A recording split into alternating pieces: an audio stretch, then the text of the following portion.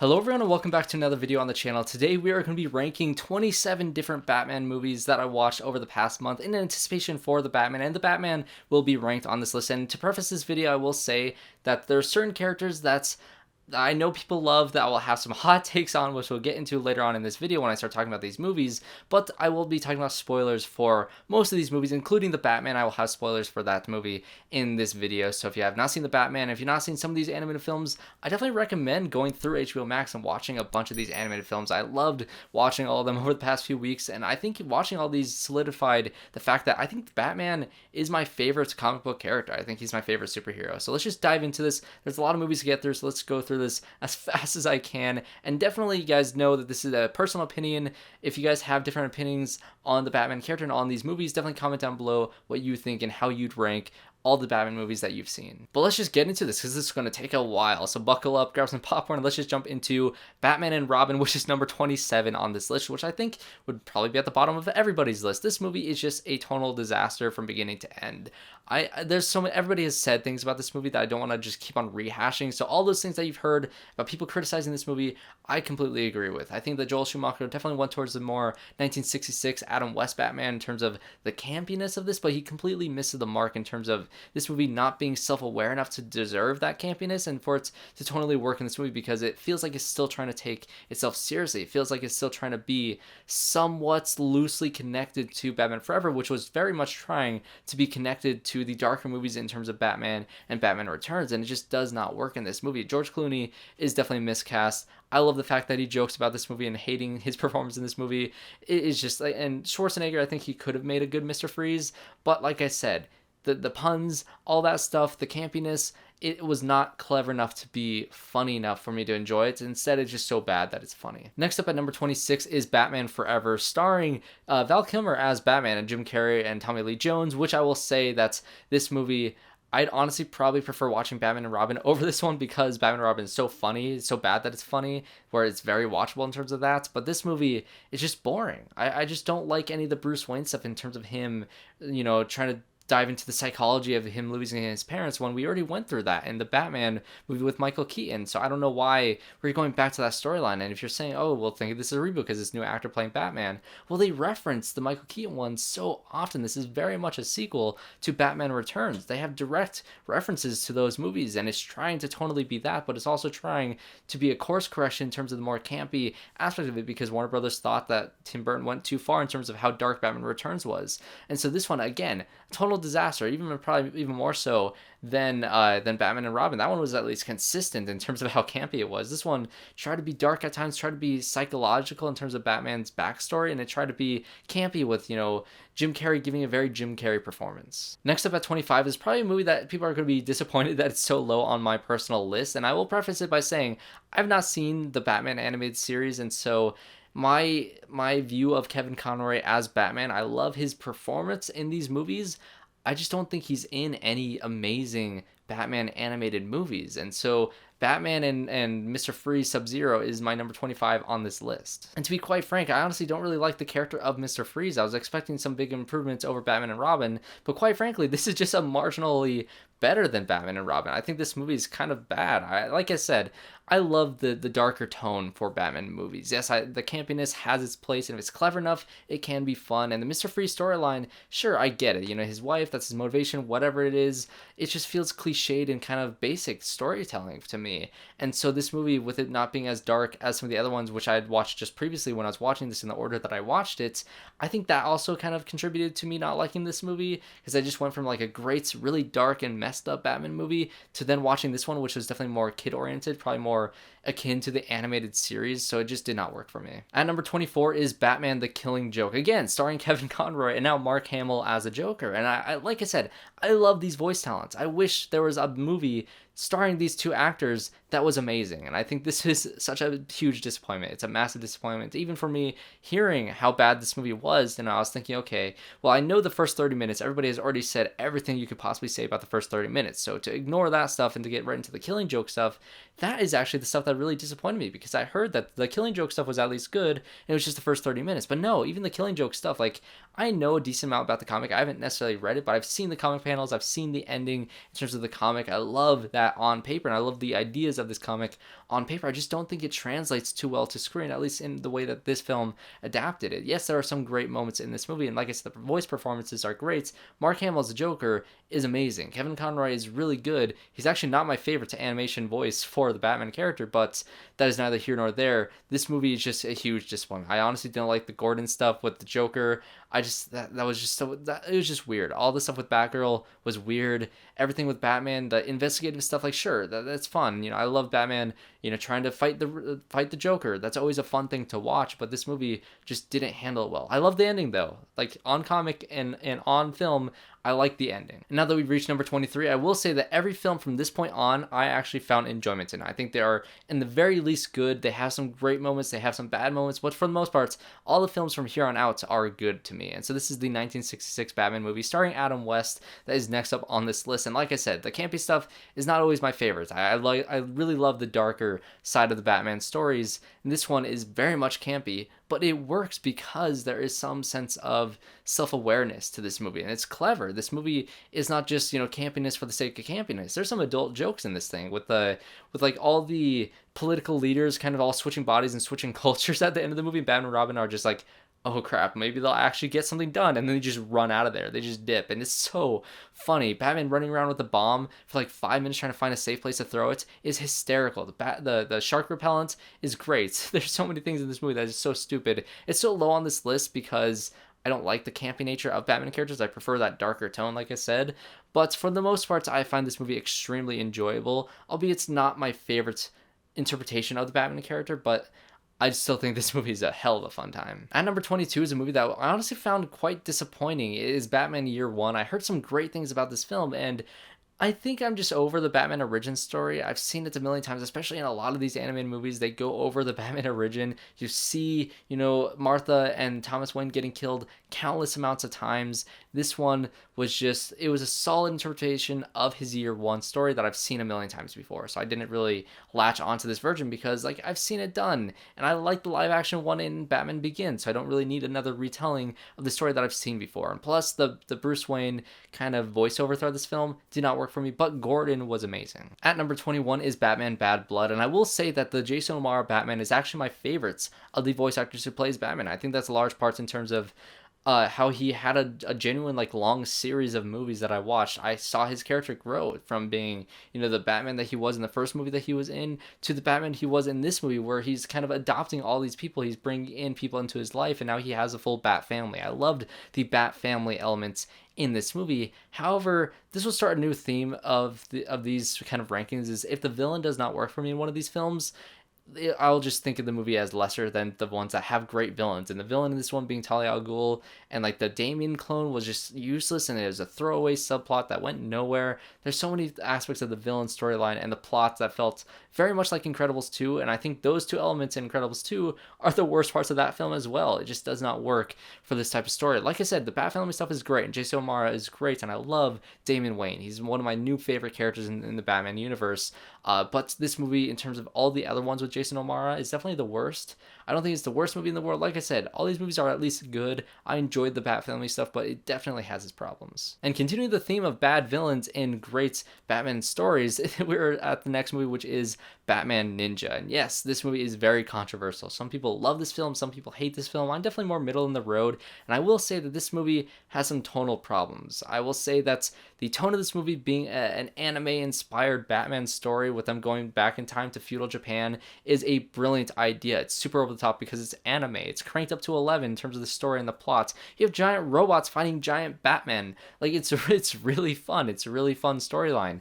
But I will say that the voice acting, in terms of everybody on screen, is not at that 11 level. All the voice talent, including Batman, are more at kind of a level 6. They're more akin to all the other animated Batman movies. They're not super over the top like the plot kind of requires them to be. And on the other end of the spectrum, the villain of this movie being Joker and Harley Quinn, they're not cranked up to 11. No, they're cranked up to 97. They are way over the top. And I will preface this by saying that I watched the English dub version of this movie, and I would be very interested in watching the Japanese, subtitled version of this movie.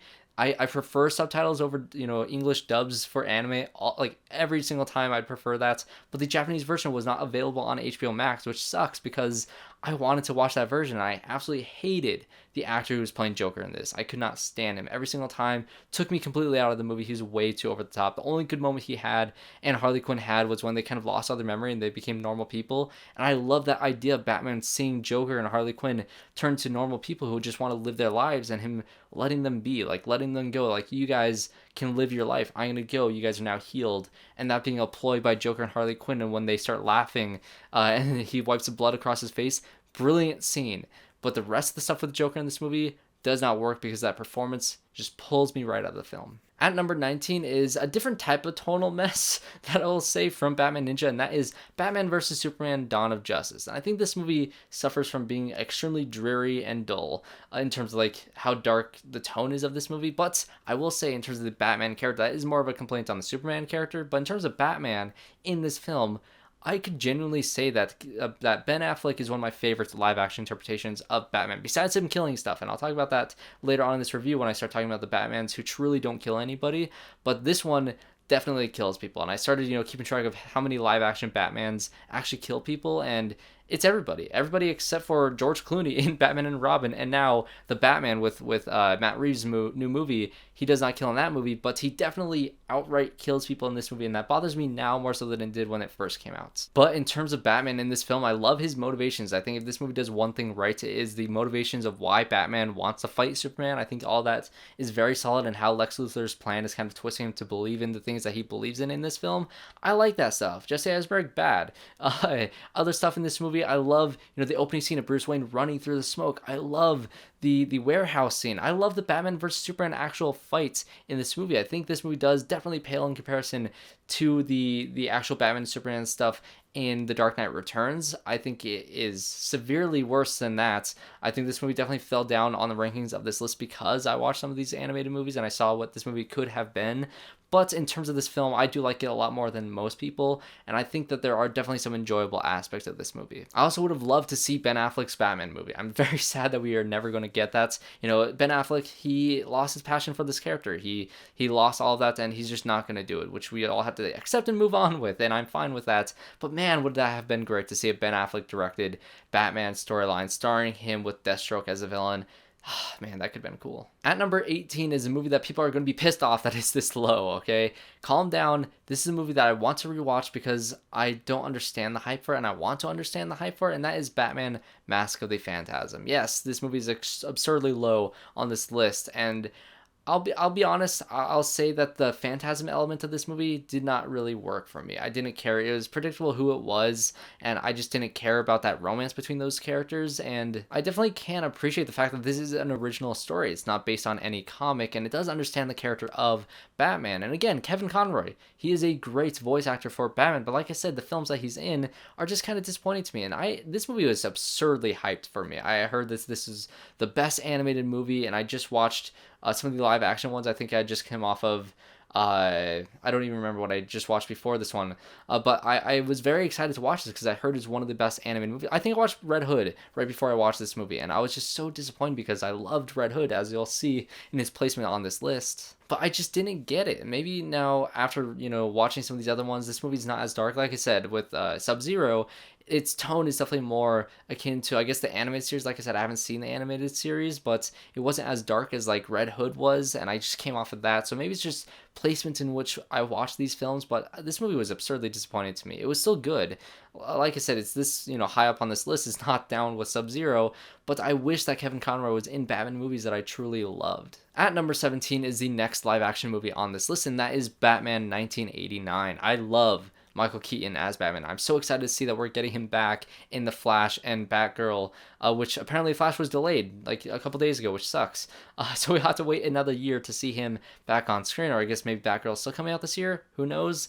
But I love Michael Keaton as his character, and Jack Nicholson as the Joker is great. I do think this movie suffers from just kind of age. I don't think this movie holds up as well as some of the other ones. And because of that, some things in this movie just come off as really goofy, like the way Batman has to turn his head because his neck is attached to his suit and he can't turn his head. There's some things about this movie that visually just look funny. It's not as visually gorgeous and striking as Batman Returns is, because I definitely like Batman Returns more than this movie, a lot more than this movie. But it is a solid foundation in terms of turning Batman into a more darker character after 1966 Batman interpretation. So I love Michael Keaton as his character. I think his sequel is even better. I like the Tim Burton world. It's very Tim Burton, it's very Gotham, and I do enjoy this film quite a bit. At number 16 is the next Jason O'Mara Batman entry, and that is Son of Batman. And this is the one that started it all. It was the first one with that, or at least that I watched. Maybe Jason O'Mara was in some previous ones, but in terms of this series of movies, this was the first one that I watched, and I watched all these in a row, and this is definitely a good one. It's really good. It's much better than Bad Blood,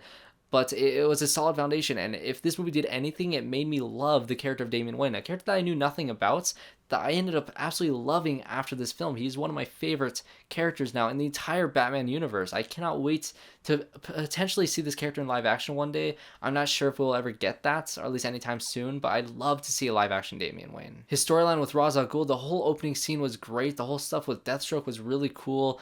I was a big fan of this movie. I do think it is not as strong in terms of story. There are some elements that were just like, they didn't pertain to the plot as strongly as some of the other stuff. It felt like the movie kind of meandered, especially in the first half. The second half was amazing, but after that opening scene, it kind of meandered. It felt like some of these animated films feel like they're very much based on the comics, which some of the comics can kind of be scattered, where it's like talking about one storyline and then it moves on to a different storyline, moves on to a different storyline until it all meets up in later issues. And so this movie kind of suffers from that feeling. But overall, this is a very solid start for Jason O'Mara's character as him being Batman, and I loved Damian Wayne, who is even better in the sequel to this film. All right, we've reached number 15, which is Batman Gotham Knight, which I will say from this point on, I think all these movies are really, really good. I think some of them range from great to amazing from here on out, but this one starts the really, really good Batman movies. I really enjoyed Gotham Knights. I think it's an anthology movie, so that has a bunch of different interpretations of Batman, and some of them are stronger than others, as any anthology will be, but the Batman stories in this, anthology that I loved were so great. I really liked the one with the bulletproof Batman suit. I think that was an interesting take, where Batman learns that he has to put himself in danger in order to save these people. He can't just have this thing that's impenetrable, which I do think is kind of interesting, because then you have the Batman that just came out. His armor is completely impenetrable, but it doesn't deflect bullets to possibly kill other people like it does in this one. But still, it kind of has the same idea, where he learns that it's not necessarily about just going out there and fighting people. It's that you have to put your own life on the line. You have to have stuff on stake, or at stake, and it needs to have a more personal feel for Batman's character. And I love that storyline. I love the first one. I love the first two, actually, where it feels like it's from the perspective of people of not being the perspective of Bruce Wayne and Batman. It's from the perspective of other people around him. The first one is about these kids, talking about the legend of the Batman, and whether or not, these stories that they hear or that they witness is true or not, and how exaggerated it is from the kid's point of view. And it just adds to the mysticism of the Batman character, which I love. At number 14 is a film that fell quite far down on this list than I had previously had it on my ranking. That is The Dark Knight Rises. And I will say, this movie definitely fell because of me watching a lot of these animated films. I never understood why people really did despised Anne Hathaway's Catwoman, but after seeing the animated films, and especially after seeing the Batman, I get it now. She definitely is not my favorite interpretation of this character. I love the character of Catwoman, and Anne Hathaway is just kind of okay in this movie. In terms of Bane, I still haven't seen a great interpretation of Bane. He was in a couple of the other ones, and he was solid, but I really have not seen a great one. And I love Tom Hardy as his character, but the more I see that it's definitely a Nolan take on Bane. It's not necessarily a comic take on Bane, so I'm curious to dive more into some of these animated films that have him in a very comic accurate way, and I'm curious to see if we ever get to see another live action one that's more comic accurate. But for the most part, I think this movie is really solid. I genuinely think that you can't call a Christopher Nolan movie bad because of how gorgeously directed and on a technical level these movies are made. The IMAX sequences in this movie are phenomenal. I love the opening scene. I love the football stadium scene. I love, the war for Gotham at the end. And I think this is a great ending for the Christian Bale, character, for his character arc in the trilogy of Batman movies that he has. And there's so many things in this movie that does work. Like I said, I do really like, this version of Bane with Tom Hardy. I love his voice. I know people make fun of it all the time. I don't care. I unapologetically love some of these things that are very easy to make fun of in this film. But like I said, I just don't care. I love Nolan and I love the visual style and the look of this film. It's not nearly as good as the other two in the trilogy, but I do think it's still a good movie. At number 13 is The Dark Knight Returns Part 1. Yes, I did split up the Part 1 and Part 2s. I know some people combine them, but I decided to split them up. So this one is The Dark Knight Returns Part 1. And I think this movie is great. I love seeing Batman after all these years. Like I said, this movie kind of inspired, Batman vs. Superman, or I guess Part 2 more so than Part 1, but it also does very heavily inspire The Dark Knight Rises. And I think this one just it felt more earned in terms of Batman being gone for that long and him coming back and, having that more intensity that he has. I love the mutant characters. I don't think the mutants are as interesting as what happens in Part 2, which is why this one is much lower down. But I love how he just kind of comes back into the fold and how that kind of mysticism of the Batman comes back and him adopting this new Robin character and how that relationship is so messed up. Like, he doesn't treat her as like an equal at all. Like, she is a child. She is, he doesn't even treat her as a child. He treats her as like, you are an employee, and if you make a mistake, you die, you're fired, or whatever. I love that dynamic in this movie. I thought it was a very interesting take on this Batman character that is much older, that is, returned to the fold to kind of correct things in Gotham, and especially when it gets in Part 2, how this one ends leading up into that was very solid. I love this film. At number 12 is Batman Gotham by Gaslight, and this is kind of in terms of the realm of Batman movies that decide to take a completely different take on the character that I found very fascinating. I think Batman Ninja could have done that for me, and I think in terms of the story of that one, I love the fact that they go back to feudal Japan, like all that stuff, but totally didn't work for me. Gotham by Gaslight takes Batman into the kind of turn of the century, in terms of when Batman takes place, and I love that idea. We'll never get to see this stuff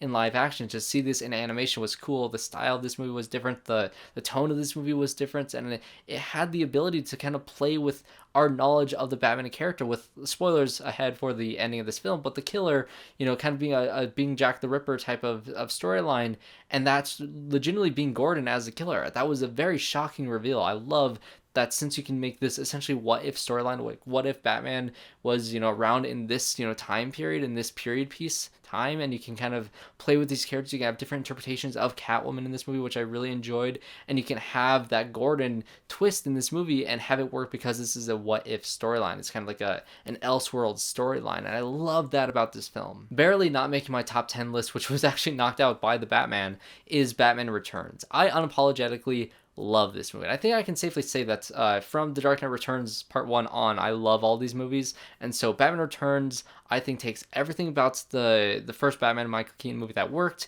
and it just elevates it. The cinematography in this movie, this is the first live action movie where the cinematography is gorgeous. I love the look of Gotham and the way that it's shot for Batman's character in this film. I think it is amazing. It has some of the best shots in any Batman movie, besides a couple of them that I'll get into later in the future. But I do really love this movie. I love Michelle Pfeiffer as Catwoman. I think she is definitely one of the best interpretations of this character. I do really like Danny DeVito's Penguin. I don't care what other people say. He's weird, he's creepy. I like horror movies. I like the dark, disturbing nature of this character, how gross he was. It really freaks me out, and I think this is a great Christmas movie. Believe it or not, this is generally a movie that I watch. I try to watch at least every single Christmas. If you don't like Tim Burton's style, you'll probably hate this movie, which is why this movie can be divisive to a lot of people. But I also found this on Twitter, this review of some kid talking about this movie, and he's just talking about, I'll put a little clip of it here. It was very violent. It was a total attack against kids, the whole movie. Everything that kids love was being used against them. Like what? Clowns. Even the Penguin had a ducky boat. Penguin's total goal was to hurt kids. You think it was scary then? Definitely for kids. Yeah, for you?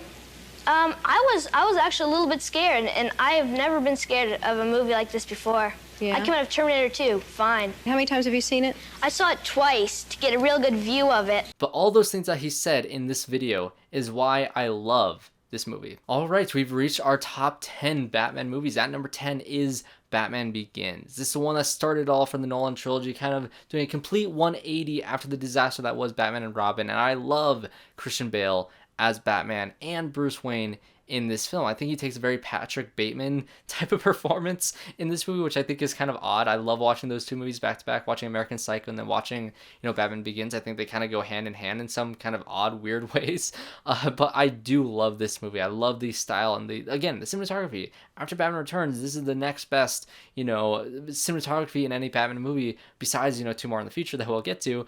But I love the look of this movie and I love the origin story. Like I said, Batman Year One was disappointment because, this is the movie I grew up on. I watched Batman Begins and I love it. The Dark Knight was one of my favorite movies of all time for the longest time. Now it's a rival, but The Dark Knight was my favorite movie of all time, but that was built off of the foundation of this movie. And I love the fact that this movie takes itself seriously. It has some elements that are very strong. I do think the villain elements in this movie, after seeing some of the anime stuff with Ra's al Ghul or Ra's al Ghul that I've seen kind of in a more correct manner, makes me a little disappointed that they kind of did the whitewashing of his character. Ken Watanabe could have just been Ra's al Ghul because he's a phenomenal actor and I love when he's utilized in Nolan movies or just other movies that he's in. I love him as an actor. I just wish he was Ra's al Ghul. Like, why bring Liam Neeson into it besides, whitewashing, have a familiar face? I don't know. I really would have liked Ken Watanabe to just be the villain of this movie. Kind of disappointment. But in terms of Batman origin stories, and I love the Scarecrow in this movie, there are a lot of elements that I love about this version and this world of Batman. At number 9 is a movie that I found a lot of elements of in The Batman, and this is Batman Hush. Again, it's another Jason O'Mara Batman movie, and this movie was incredible. I honestly do wish, my biggest gripe with this movie is that Damian Wayne was not in this movie as much because this is coming off of the amazing Batman versus Robin, but I wish Damian Wayne had a bigger role in this film. But besides that, this movie actually shares a lot of DNA with The Long Halloween, which I loved Long Halloween. I've not talked about that yet on this list for a reason, but I love the detective aspects of Batman. Like I said, it reminds me a lot of some story elements in The Batman in this film.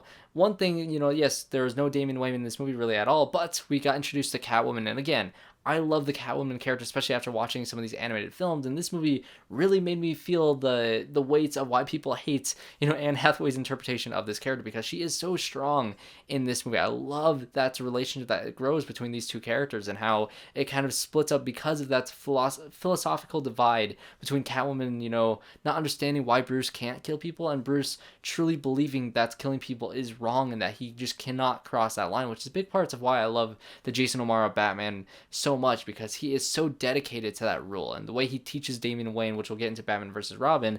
I love Jason O'Mara's character, and when it comes to this movie, in terms of his arc, in terms of his arc with Catwoman, it is incredible, and I love the villain of Hush. He is such a cool villain. You get to see a lot of the different rogues in this movie, with it being like kind of a murder mystery type thing. You're trying to figure out who this Hush character is, and they actually change it from the comics, which I think they could have kept it as Thomas Elliot, because the entire movie I was suspecting that guy. I was like, okay, he's definitely the killer, but when he was killed with the Joker and laughing in the rain, that scene was incredible, by the way. I was like, oh my gosh, who's it going to be? And spoiler alert, it ended up being the Riddler, which was kind of incredible. Like I said, reminded me a lot of the Batman movie, and so this movie, thought it kept on having twists and turns. I love the detective aspect of it. I love the Catwoman stuff in this movie, and just this movie really, really worked for me. It's one of my favorites of all of these movies. And to wrap up the Jason O'Mara, 4-film arc that he has in this list of reviews, we're going to talk about the Batman versus Robin. Like I said, Son of Batman set the foundation for the Damian Wayne character, and Batman vs. Robin just took it home. I love Damian Wayne so much in this movie. Like I said, that philosophy that Batman has about not killing people. If this movie wasn't as strong as it was, I probably wouldn't have liked Hush as much as I did, because Batman's, instinct on not killing people and how he's trying to teach Damian Wayne to not cross this line, and how close Damian Wayne gets to crossing that line in this movie, being kind of pressured by the Court of Owls, which I love the Court of Owls stuff. I really love that Talon character. That it was very interesting to see this, society that has grown in Gotham that is just taking over, and I cannot wait to see that in live action. I really hope we get that in the Batman too. But I love the stuff with Damian. Like I said, I wish we would get a live action Damian Wayne. All right, at number 7 is Batman: The Long Halloween Part 1. I love the Long Halloween storyline so much. I actually rewatched this one, both of these films, in anticipation for making this video, and I also rewatched Batman Hush, because I watched that one immediately. I watched these two films immediately after I watched The Batman for the first time, because, like I said, those two films reminded me a lot of The Batman. And like I said, I love the investigative aspect of the Batman character, and that's what you get in this movie in spades. I love that's, unraveling of the Two-Face character in this movie, and them, Gordon and Harvey Dent and Batman working together to solve this case. I love the idea of somebody killing somebody on every single holiday. I love the idea that you're bringing in all these different vast villains, all of the rogues of, the Batman character, and you're bringing in Calendar Man, and he's genuinely creepy and terrifying in this movie. This movie just does so many things right, and part 2 is actually the next one on this list, so I'll kind of merge these two into one little review. Part 2 even goes further with that, and I love the fact that, this movie keeps on making you guess who the killer is, and I was thinking that it was Harvey Dent the entire time, because he's the obvious choice. And yes, it was a great origin story for Harvey Dent, and I said in my Letterboxd review, if this movie does anything better than The Dark Knight, easily it is the fact that the Harvey Dent storyline in this film is perfect. I think this is easily the best Harvey Dent storyline in any of these animated films. Two-Face pops up here and there every once in a while, but I love this interpretation of this character so much. And in terms of the ending with the Halloween killer being his wife, that was so unexpected. I think I got it maybe like right after Batman got it, like in the story of the world of this movie. When Batman kind of figures it out, he doesn't say it is what it is, but he knows what it is at that point of the story. And like a little bit after that, I figured, I was like, oh my gosh, it's the wife, and that ended up being true and ended up being the case. And I love how Batman kind of goes to her and says, okay, are you done with this thing? She already went through so much with Harvey Dent going down, and she finished the thing that she was trying to do with killing all these people around Falcone. Like I said, it's very similar to the Batman, actually. And I love this investigative storyline that this movie had, this part 1 and part 2 storyline had. Honestly, I feel like part 2 maybe it will eventually go higher up on this list, or maybe both of these will end up going higher up on this list, but as of right now, this is where they land. I loved both of these movies, and as one long movie, it is the reason why I like this more than Hush, is because it had more time to kind of dive into that mystery and dive into these characters and have more people in the rogues gallery. And I think this movie is just the perfect version of a detective Batman story. At number 5 is The Dark Knight Returns Part 2. And yes, like I said at the beginning, or towards the middle of this video, so wherever it was where I was talking about part 1, I love this hardened and darker version of Batman. The reason why this one is so high up on my list in terms of and how separate it is from part 1 is this movie has the Joker in it, and the Joker storyline is incredible. Michael Emerson voices Joker in this movie, and I think I'm a little back and forth on his voice performance. I like his more subtle and nuanced performance as the Joker. He's not as, insane and wild as Mark Hamill is as this character. And I kind of wish Mark Hamill was the voice of Batman or of Joker in this film. But in terms of the Joker storyline, I love the idea of Joker seeing Batman on the TV. He's back after so many years. He was catatonic in prison. Now that he sees Batman is back, then he slowly kind of comes back to life. Essentially, his purpose is reinstated, and how he definitely tries so hard to get that attention from Batman, and how he kills all these people at the talk show thing. It reminds me a lot of Joker. So Joker took a lot of inspiration from this movie. I love the Batman versus Superman stuff. I think all that is very strong. Like I said, the rogues gallery in this film is even better than part 1, and I think the whole thing with the way the Joker storyline ends with the Joker dying, I love that, how he kind of breaks his own neck to die, and the cops think that he finally killed Joker. And the way this movie ends with Batman, kind of reminiscent of The Dark Knight Rises, but it just does it so much better, is the fact that he kind of fakes his own death, and he retires as Batman, and he has other characters take over that mantle. You have the mutants kind of creating this army for Batman that he's going to run in the shadows. I love that idea of Bruce Wayne kind of establishing this thing that can last without him, and I love that storyline that this movie has. I love the ending. The animation is great. The action is phenomenal in these animated movies, and I haven't really talked about that much in these, but really a lot of them are, and I loved this film. All right, at number 4 is going to be the Lego Batman movie. That is right. Like I said, I like the darker versions of the Batman character, but in terms of the lighter-hearted ones, this is definitely the best. And I honestly think that this movie has such a deep knowledge of the Batman character. I think for a parody to work, it needs to, understand the character through and through. And this movie has some of the strongest, ideas of Batman and some of the strongest interpretations of him in any of these movies. The Joker-Batman relationship in this film is hysterical. The sound effect when they click together the city is so funny to me. This movie has a laugh per minute. It is hysterical. And like I said, it understands the character of Batman and Bruce Wayne, his fear of essentially creating a family again. And I love the formation of the Bat family in this movie. And yes, it's a Lego movie. It's very frenetic. The energy of this film is off the charts. The animation is gorgeous. The attention to detail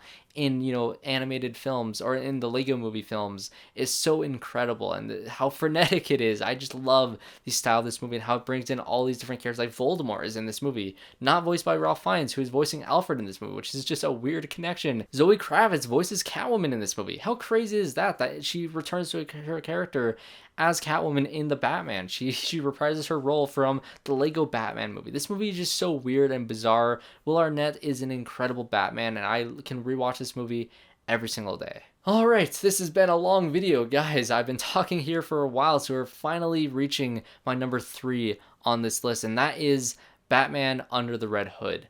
I was blown away from this movie. This was the first animated movie that I watched, and I watched, I think I did, what order did I do it in? I think I started with Batman 66, and then I watched the Tim Burton ones leading up to Batman and Robin, and then I think this was the first one that I watched after Batman and Robin. And maybe that could have helped in terms of how much I liked this movie, how dark and messed up this movie is, with the opening scene being the death of Robin. I've heard about the storyline of Jason Todd before, just in passing. I've never actually seen it before, but to see the Red Hood storyline in this film with, Batman, Joker, and Red Hood, Jason Todd's character, and how damaged he is because of what Joker did to him, and him going to the Lazarus Pit, all that stuff. I didn't know anything about the Lazarus Pit. I didn't know how he came back as Red Hood. I didn't know any of the storyline. I just knew that Joker killed Jason Todd. That is all I knew about this movie. And to see its progress in this film and how dark it got, and the ending of Batman having that conundrum of, okay, you can either kill this man who tried to kill me, who killed so many countless people, a person that you hate to your core, or you have to kill the kid that you raised. That is such a difficult conundrum for the Batman character, and with Batman being so good in this movie about him, not wanting to kill again. The no-killing rule is so important in these animated films that just was never captured in the live-action ones until the Batman, really. But it works so well in this movie. I love the Jason Todd character. Another storyline that I would be interested in seeing in live-action, but you'd have to show a kid being murdered, which is pretty dark, but I don't know, the movies are pretty dark sometimes, so I love to see an interpretation of this in live action, but this movie is all you really need. I loved the ending of this movie. Really did it for me. I love how dark it was. I thought it was near perfect. Bruce Greenwood as Batman is incredible as well. I thought he was very strong. Okay, at number 2 is a movie that I have a review out that just came out last week. It is The Batman, starring Robert Pattinson, Zoe Kravitz, all these wonderful people, directed by Matt Reeves. This movie blew me away. It took inspiration from 2 movies that are also in my top 10 list, with Batman Hush and The Long Halloween, and to see that realized in a live action movie was incredible to see. I loved Robert Pattinson's interpretation as this character. I loved the tone, and again, the cinematography. This is definitely one of the best looking Batman movies ever made. This movie's gorgeous from beginning to end. And something that I forgot to mention in my review, my spoiler review for this movie, is Michael Giacchino's score. I love Michael Giacchino. He's my favorite composer. Yes, John Williams is amazing, but Giacchino is a composer that I grew up with Lost and with Up and with all these different things. He's my favorite composer, and to see him do his take on the Batman is incredible. I love this film, and I think that it really got the no-killing rule right. It really got Catwoman right. I loved their relationship in this movie that was torn straight from Batman Hush and movies like that. I just, there's so much that I love about this movie. I think this movie definitely is a reaction to the live action Batman movies of the past. You don't get to see that Playboy Bruce Wayne, which I don't mind because this is a different take on this character, and I think that this version of Batman can grow into that persona because of the way this movie ends, with that hopeful kind of undertone of that, arc that he has in this movie, how great his arc is in this film. I can see him leading into that direction with him adopting that Bruce Wayne persona, him possibly adopting a Robin and having him fight the Court of Owls or Mr. Freeze or whatever they decide to do for the sequel. There is so much that they can do with this world of Gotham that Matt Reeves has created for this new universe, and I cannot wait to see what they can possibly do next in this franchise. And of course, my number one is a film that I don't think will ever be surpassed. I never had the expectation of the Batman surpassing this movie in my ranking list, and quite frankly, the Batman ended up being a lot higher up on this list than I was expecting it to after watching it. I was expecting it to definitely be below The Long Halloween and Hush, maybe like around number 10 area. I didn't think it was going to be better than Batman Begins, but it really was a surprise for me. But I never had the expectation of any movie ever being better than The Dark Knight. Yes, that movie was my favorite movie of all time. I have The Dark Knight trilogy on 4K, and so to see it in 4K on my 4K TV, and the fact that the aspect ratio does expand to that IMAX aspect ratio, it gives you that feel that Nolan had intended for these movies, the grand scale of it, the epicness of the nature of these films, and not enough can be said about the filmmaking quality that Nolan has in making this film. I think this is his masterpiece. This is probably my favorite movie of his, maybe not his best. I think Memento is his best, but in terms of Nolan movies, this movie is so well crafted. I love Christian Bale as this character. He's so refined. All the setup is now over with and done. You can just dive into a really cool Batman storyline that has some detective qualities in it that's not as, prominent as it is in the Batman, but there's also some Harvey Dent elements, which is not as prominent as The Long Halloween, stuff like that. But for the most part, this film is so perfectly crafted, and to top it all off with one of the best performances of all time being Heath Ledger's Joker, there's not enough to be said about his performance in this, which is equally as terrifying as it is hysterical. He is so much fun to watch on screen. His performance is magnetic. You cannot take your eyes away from him, and that can be said about pretty much every performance in this movie. The relationship between Gordon and Batman in this movie is again really strong. The Batman also does that very strong as well, and seeing them kind of as buddies in the Batman was really cool to see. But I think that's also something that the Dark Knight trilogy got very right. I love Gary Oldman as this character. I love Christian Bale as this character. I loved Aaron Eckhart as Two-Face. I loved Heath Ledger as Joker. This movie does so many things right. So, Lucius Fox being Morgan Freeman. So many things this film does right. It is a perfect example of what all the best elements of Batman can be. Having a great rogues gallery, having a great, Bruce Wayne duality with the Batman character, having some great, incredible action sequences with great scope to them with the IMAX sequences. This movie is just near perfect from beginning to end. And Michael Caine and Hans Zimmer. What else can I say about this film? There's so much to love. I could talk about this movie all day. I think I actually have a review up for it that I will also link below. But that will be my, reviews for every single Batman movie, or not every single one. I would have been here for much longer if I did every single one. But that is 27 movies, 27 Batman films that I ranked. Tell me which ones I missed, which ones I did not watch that I should watch. I definitely know I need to watch the animated series to get a kind of a better grasp on Kevin Conroy's character. Maybe I'll like Mask of the Phantasm better. That is definitely my biggest hot take, is the fact that I think Kevin Conroy's, Batman movies are kind of disappointing to me in terms of how it's hyped up for me. But besides that, that is my list, guys. Hope you enjoyed this video. Comment down below what your rankings of all these Batman movies are. If you want to simplify it to just the live action ones, go for it. Or just the theatrically released ones, go for it. But if you have not seen some of these other animated films like Long Halloween and Hush and all the Jason O'Mara ones, definitely go check them out, because that was such a fun experience watching all these Batman movies leading up to the Batman, and I cannot wait, because I think tomorrow I'm going to rewatch the Batman for the third time because I love it that much. But that being said, guys, thanks for watching this video. Make sure you guys subscribe to the channel if you want to see more reviews just like this one. Like I said, comment down below, leave a like, and I hope to see you all in my next one.